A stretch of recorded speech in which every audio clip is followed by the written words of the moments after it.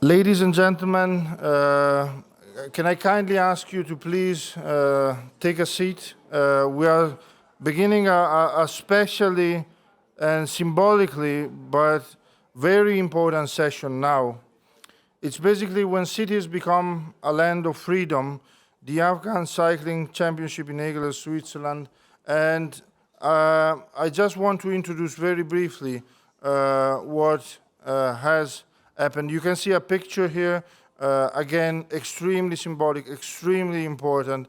I will directly ask the moderator and the speakers to speak, because it's a direct testimony, that we will be hearing in the next session. Let me just, as a way of introduction, introduce very briefly the moderator for this session is Shafak Pavey, Senior Advisor, Strategic Partnership, UN High Commissioner for Refugees. If you're looking at her background, you might be extremely impressed by the wealth of projects, ideas, and accomplishment that she received. I will just mention very briefly, that she has a background embracing international and national policy making and UN diplomacy. She has been a member of the Turkish Parliament. She has been a UN independent expert, and she has now this special role at the United Nations High Commissioner for Refugees. I think there are many titles. I won't mention them also for the sake of the economy of the session, and I give you directly the word because it's your words that are extremely important, and we are here to listen to them very carefully. You have the floor. Thanks a lot. Thank you very much. We are at a, indeed, very, very special session. So we would like to hear as much as possible in the given time to us. But thank you for dedicating this space for this amazing story to share. And we hope that it will be inspiring for you as much as it was for the whole world. So if I may turn to our great esteemed speakers, starting with Philippe Lebas, former state councillor of Canton de Vaud, where we are right now, actually. And if I may ask, Monsieur Lebas, you took part in an extraordinary story. It's historic, really history-making. And if you could tell us how the project started, without giving any clues to the audience yet, but looking at your words and telling us the background of how to plan and set up an exfiltration mission and evacuation mission. It's all right? Yeah, sure? Okay, thank you very much. First, I beg your pardon for my poor English. I will try to speak in English. The beginning of this extraordinary story was a call from David Lapartien, the president of the UCI. UCI has headquartered in Aigle, in the state of Vaud, and he phoned to me at the end of last August and told me, Philippe, I need your help. We have female cyclists in Afghanistan. They are in danger. For Taliban, when you are a woman and you make cycling, you are impure. And your life is concretely in danger. And David Lapartien told me it was 10 o'clock p.m. And he said to me, I need pass card for Switzerland for tomorrow morning at 6 o'clock in the morning. I said to him, it's impossible. So it's night, and the Swiss Confederation doesn't work like every administration in the night. And I phoned to 3 federal ministers, the president of the Swiss Confederation and 2 other ministers. And at midnight, I have the first collaborator of one of the minister, he take his phone and said to me, keep cool, I'm coming. The door closed. He was in the bed, in the family bed, I think so. And he said to me, yes, it's one Swiss minister who can help you. And in the morning, the Swiss president phoned to me at 6 o'clock and said, yeah, it's a human issues, and we can help you. But it was at the end of August, and we have a solution with the FIFA, with Gianni Infantino, with the US Army in Kabul, and with the Qatar, because the FIFA has the next World Cup in Qatar. They spoke with Qatari government, and the Qatari government was the only government to speak with the Taliban in this period. We have a slot with the US Army, and we must have a meeting point with, for the female cycling in Kabul, to have a bus from the Qatari embassy to go to the airport and to fly to Qatar and back after in Switzerland. And 4 days after, the US Army ran away from the airport, as you know that. And the Qatari solution is over. We spoke with Abu Dhabi, after with Uzbekistan, and after with another secret land. We took 2 months to have a solution for the female cyclist. Imagine, in the beginning we have only 12 female cyclists. After we have the Swiss Confederation said to me, you must have a pianist, a small boy, 13 years old. He plays Mozart and Chopin, and for Taliban it's not possible to play this kind of music, this occidental music. You must take it in the cyclist team. But and after we have 155 persons, but 40 of them have no passport. When you are a female in Afghanistan, you have no chance to go abroad. You have no passport. You must have passport, but you cannot tell to the Afghanistan people, go to the administration to have a passport. You must find an Afghanistan embassy abroad, not in the hand of the Taliban, to make real passport for 40 people. And after, we pay a man to take the passport, to go to Dushanbe, and after cross the bridge between Afghanistan and what is it's Uzbek. Tajikistan. Sorry, Tajikistan, and after the bridge with 40 passport, official passport, valid passport, in a small bag. The men meet the Taliban army. What is that? What is this bag? Only you with 40 passport. It's not normal. After, from Kabul, we had 3 buses for 125 people until Marsa al-Sharif in the north of Afghanistan for 12 hours journey. And after, David Lapartien said to me, Philippe, now we are in Marsa al Sharif. We need an airplane. Could you please send to us an airplane? I'm a small minister in a small region in Switzerland. I don't know.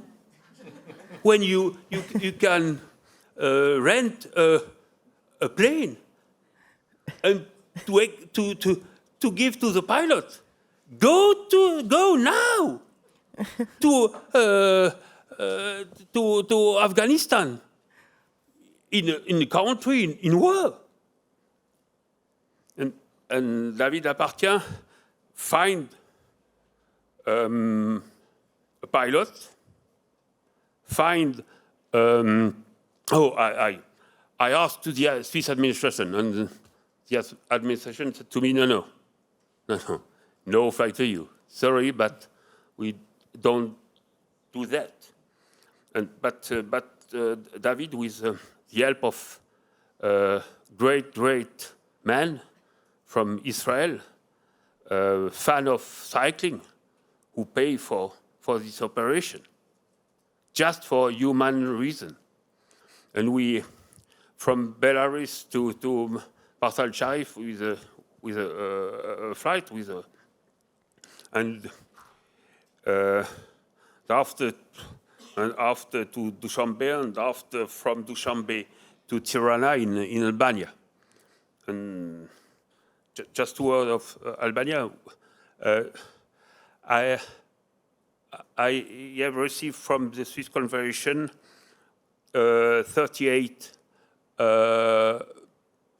visa, not really visa, but a list of people who Swiss Confederation will take it. And all of these people was in Tirana, and Albania government said, no, you have no visa. You can't leave Albania without visas, without Swiss visa. And to have a Swiss visa, you must go to the Pristina, the capital of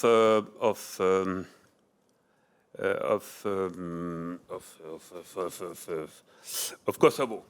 But when you are a female from Afghanistan and you want to go to Kosovo, you need a visa from Kosovo. And to have a visa from Kosovo, you go to Kabul in the official Kosovo embassy. It's impossible. So I said to David, I will go to Tirana to have this solution for these females. And after a week of problems with the COVID certificates, with visa and so on, with airplane company and so on, they can arrive here in Switzerland. And now they are in the state of Vaud. They work with UCI for the cycling, for the sports, and with school here in Switzerland. And I'm sure that sport is able to facilitate the integration of this kind of heroes. But because when I saw these girls in Tirana for the first time, there are nothing with them, nothing. We must pay for the shampoo, for this kind of basic product, and they have the courage to leave families and countries just to be free, just to make sports. For I think small, just finish one. Just one. For a small politician like me, just in a local government. I was in the local government for 15 years, but I never make a so important thing like this evacuation.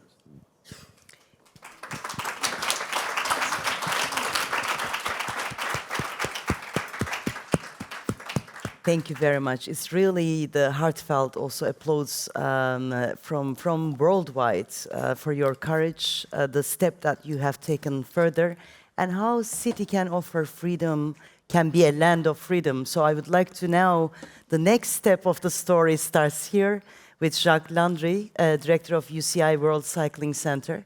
So if you could tell us, because it doesn't stop here, the exfiltration mission with incredible synergies put together, and then comes the real life, welcoming those members of yours here. What kind of integration programs you have for Afghan women cyclists who are based here now?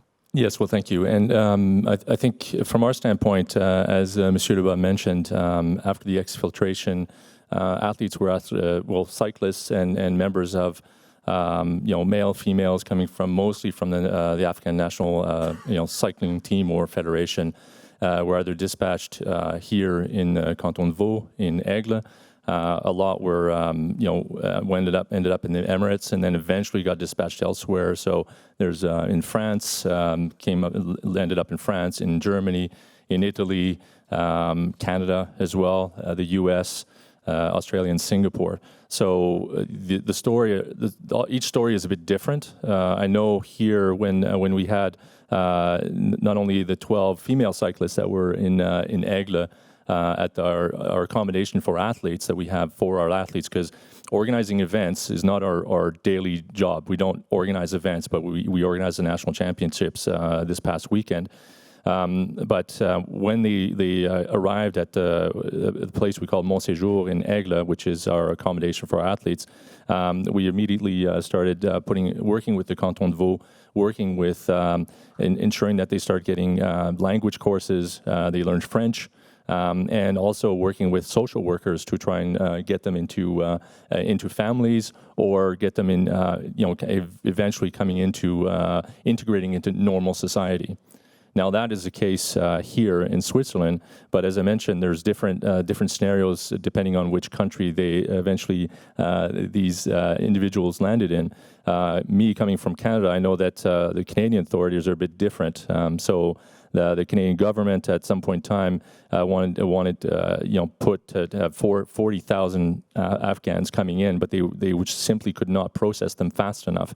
So there was a lot of lag in Canada, but I would say that if it wasn't for different people that donated their time, once they identified athletes, I know of one in Calgary where there's a group came from Calgary in Canada, and she basically donated her time. She's a dentist, but she decided, I'm going to donate my time to actually take care of these women, and there's male athletes there as well, to help them get their education. So she reached out to the University of Calgary, for instance, and the University of Calgary donated about $40,000 worth of language courses for these athletes. So you have different stories coming from different countries. Canada is one story, France is a different story. But if it wasn't also for, I think, Monsieur Lebas did a fantastic work. He mentioned Israel Aid, and Sylvan Adams did some tremendous work. We've obviously done a lot of work at the UCI World Cycling Center for the athletes that are that stayed up until June, until they left and were actually going into society. And obviously we put on this event, which is not what we do normally. We put on this event, which I think was a success.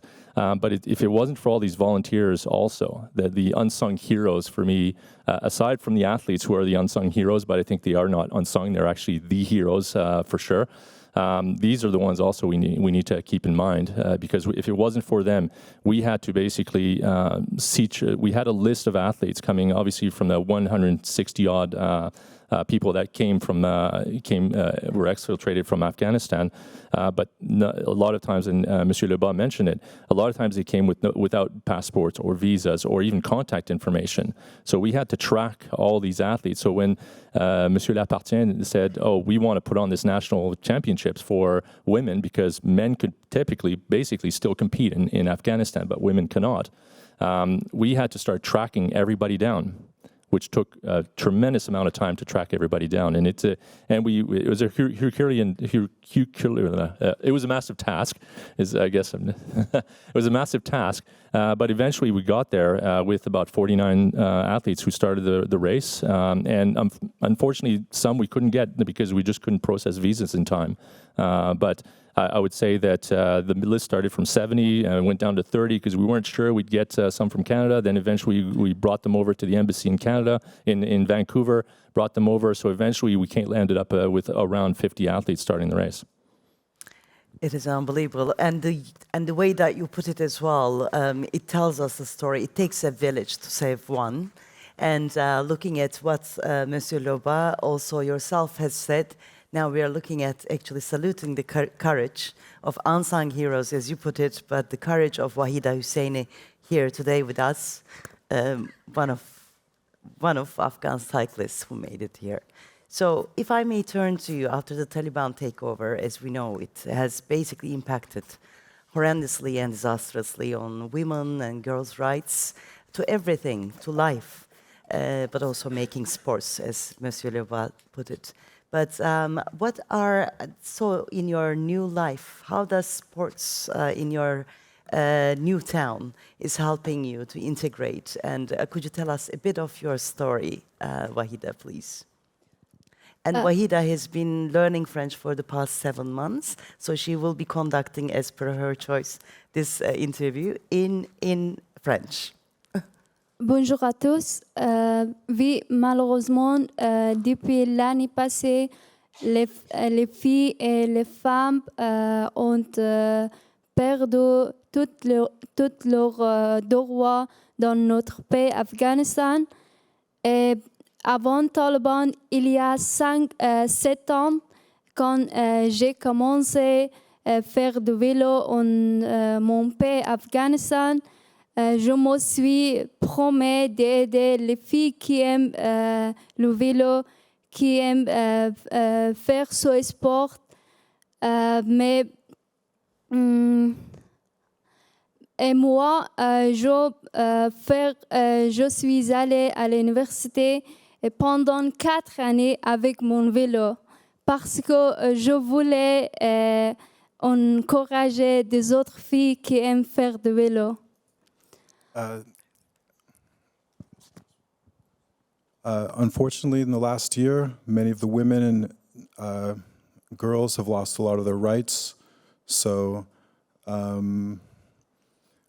you've spent the last year with the bicycle, training a lot, and thanks to that, you've decided to really dedicate yourself to helping other women and children and girls with the sport of bicycle, with cycling, sorry. And quand les talibans ils sont arrivés à Kaboul, c'était le 12e jour que ma mère elle a caché mon vélo et tous mes vêtements sur les épaules dans le cave à cause des talibans. Et après, mes parents, ils m'ont dit tu dois quitter avec des autres cyclistes.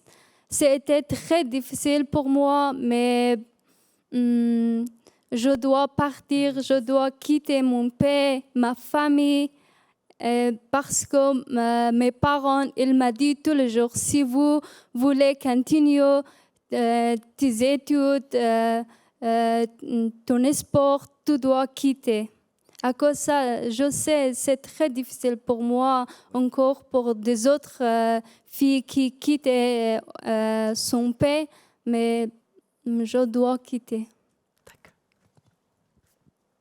The Taliban came, they took clothes, many things, and finally the parents advised her to leave the country.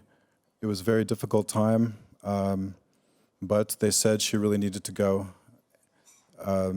They said if you need to go because if you don't go, it's going to be difficult to continue with your studies. And so it's been a very difficult time for herself as well as the other girls that she left with. but she cannot quit, basically. She needs to also survive and make this for other girls to role model. Merci pour partager votre... Donc, Monsieur Lebas, if I may ask you also to continue with the story, perhaps as a former state councillor, could you tell us what it means concretely to be a land, to provide a land of freedom and to be a land of freedom? Canton Vaud. Yeah. First, in state of Vaud, we have 60 headquarters for International Sport Federation, continental Europe or world. And it's very important for us. And here, you are in the middle of the sport organizations world. It's just a fact, just a fact. And for my government, for my countries, to help Sport Federation is to help the program to develop sport all around the world.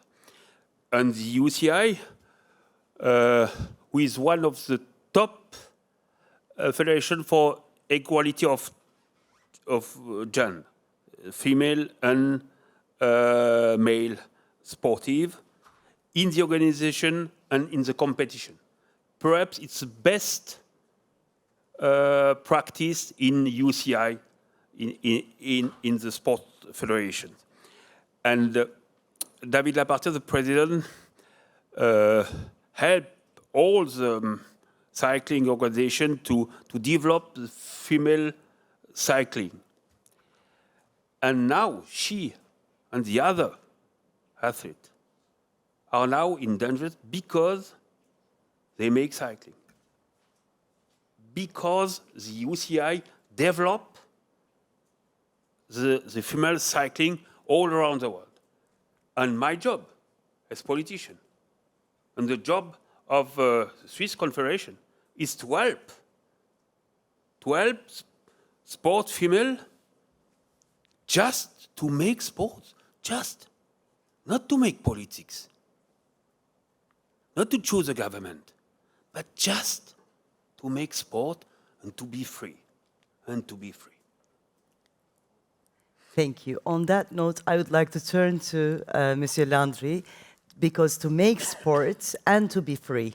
So you've just organized, actually, Afghan Women's Cyclist Championship. It is just past Sunday. Would you tell us a bit more, because it builds on the story where the freedom is open to make sports, and then you actually follow up on that. Could you tell us more about that? Yeah, I mean, as I mentioned prior, organizing events is not what the UCI and the World Cycling Center do on a daily basis. Normally, our job is to find local organizing committees and assist local organizing committees at putting on an event. So when a few months ago, probably about 6-7 months ago, when Monsieur Lapartien, David Lapartien, asked me to take the lead over organizing this event, I didn't even bat an eyelid. I decided that this is something that needs to be done. Again, I believe it was a success. It was very, as Monsieur Lebas mentioned, I feel that the sport is a vehicle, for integrity, for equality, and for integration. And I believe that we've done a good job in doing that with this event. Now, I wouldn't say that we're going to start being event promoters by all means, because normally what we do at the World Cycling Center is we promote and develop athletes coming from emerging nations. So it could be Afghanistan, it could be many African nations, South American, Central American, Asian nations as well. Our job is to actually develop through the sport of cycling being the vehicle of development. Is to develop these athletes coming from emerging nations through either the World Cycling Center that is based in Aigle, Switzerland, but also through our 9 satellites that we have strewn across the globe as well. Thank you for setting it such a model so that that could inspire other cities and also sports organizations to continue with this model. So Wahida, you've been part of also the championship on Sunday, and then you are now in your new life in Switzerland and building a new life. So how does sport help you? You are in a new culture. Could you tell us a little bit more about your life here? Oui, bien sûr, le sport ici en Suisse m'aide beaucoup, vraiment. Il m'aide beaucoup parce que quand je suis arrivée à Aigle il y a 7 mois, je ne connais pas aucune personne ici en Suisse, mais après quelques jours, je connais beaucoup de jeunes ici en Suisse, à la UCI, à l'école, avec Kissir, et maintenant dans la compétition, je connais beaucoup de cyclistes des autres pays, beaucoup de coachs ici en Suisse. Et encore, je trouve deux familles suisses qui m'aident beaucoup pour apprendre le système de Suisse, pour apprendre la culture. Et vraiment, le sport m'aide beaucoup ici en Suisse. Yeah, of course, sports helps a lot and has helped quite a bit. She arrived in Aigle 7 months ago. She didn't know anyone, but now, thanks to sports, she knows many people. Thanks to the UCI, school, and competitions. She's met other cyclists from other countries, met other coaches, and there were 2 women in particular who helped her quite a bit learning the system and the culture of the country. Merci beaucoup, Vahida. Merci à vous. We would like to thank all our great speakers. They made a story possible with holding hand in hand with each other. Holding hands is the most important solidarity that was shown in this story. Thank you for going out of your call beyond the call of duty as a politician. It's exceptional service. And you too, Monsieur Landry, and your courage is, with all our admiration, I think the audience will also acknowledge with their applause. Thank you. Thank you.